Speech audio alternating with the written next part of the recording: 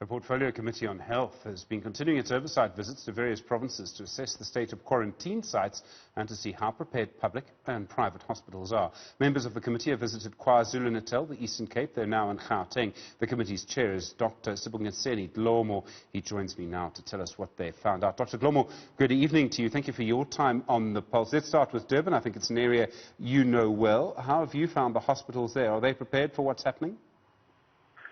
Good evening, Stephen, and good evening to our viewers.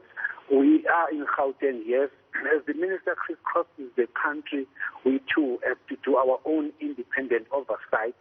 We are right, we are in Gauteng today. We visited 3 hospitals today. Goa in the East Rand, and another one, Tembisa Hospital. We've just ended now a Linkspeed Netcare private hospital. In these hospitals, we are happy with certain things. There are certain things that are not making us happy. We are checking the progress in terms of their readiness for COVID-19, or in the event this becomes worse.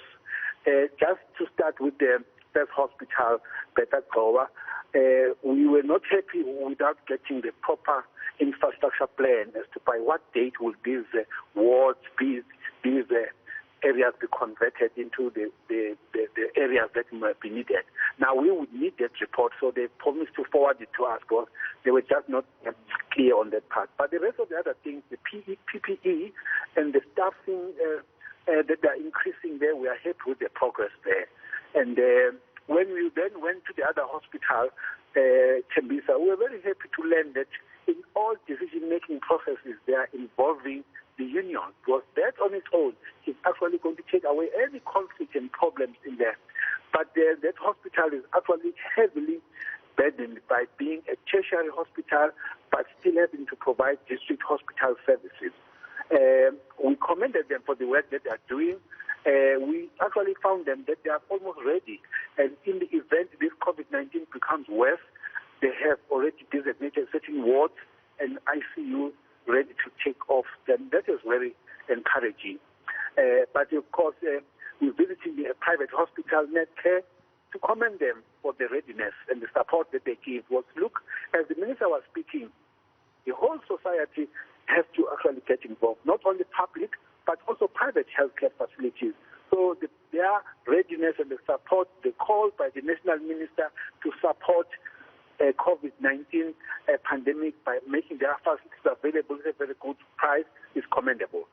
Dr. Dlomo, we've seen some nursing unions, in various hospitals in various parts of the country, very worried about the lack of PPEs, personal protective equipment. Nurses very concerned that they might be vulnerable to the virus.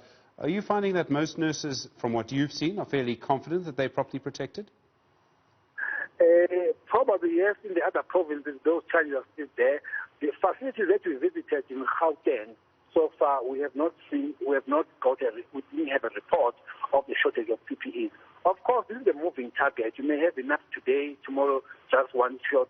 The best thing is that what was an issue, Stephen, was that in a particular facility, you don't wear the same PPE, me and you, it depends on which area of the hospital you are at. And you can either be designated a PPE for green area, a PPE for yellow or for red, which is where the COVID patients are. Now, you just need to understand as to where you are, which space, and what is the level of PPE equipment that you have. I think once there's clarity, and that has been done in many other facilities, we are getting less and less noise regarding that part. But we always encourage them to order more and get more PPEs in all our hospitals and facilities. Dr. Dlomo, I appreciate that you're in Gauteng, but the Eastern Cape rapidly becoming a cause of concern. We have one school with 204 cases of COVID-19 today. Reports this morning that hospitals in Nelson Mandela Bay, Port Elizabeth, might be running short of capacity. What are you hearing about the situation in the Eastern Cape? Are you confident that they will be able to manage the peak that seems to be getting closer there? That's our biggest concern. We spent a day just on one part of the Eastern Cape called Umtata, because, Stephen, if you follow the processes, we do have COVID positive patients here and there in the country. It is the first of its kind to have so many positive patients in a rural part of the country, which is Umtata, Queenstown, all those are not urban areas to a large extent, but to get them there in those big numbers was a concern to us. And we actually are saying, we are happy that the minister is there today. We need to continue supporting that province in terms of capacity. We are concerned about certain things that we were there ourselves. We think there's a lot of challenges that needs to be attended to. And we just hope and pray that we will be ready. But the issue, Stephen, all of us must respect and know the limitations that we have in the country in terms of resources, and we should adhere to all these protocols so that we could decrease the amount of people get infected and people who die. If we do not adhere to these protocols, we are soon going to see many more patients challenged, and our facilities are not going to cope with the amount of patient admissions and all such processes. So we would wish and hope that South Africans will take these messages very seriously, that we should not strain already overburdened health facilities.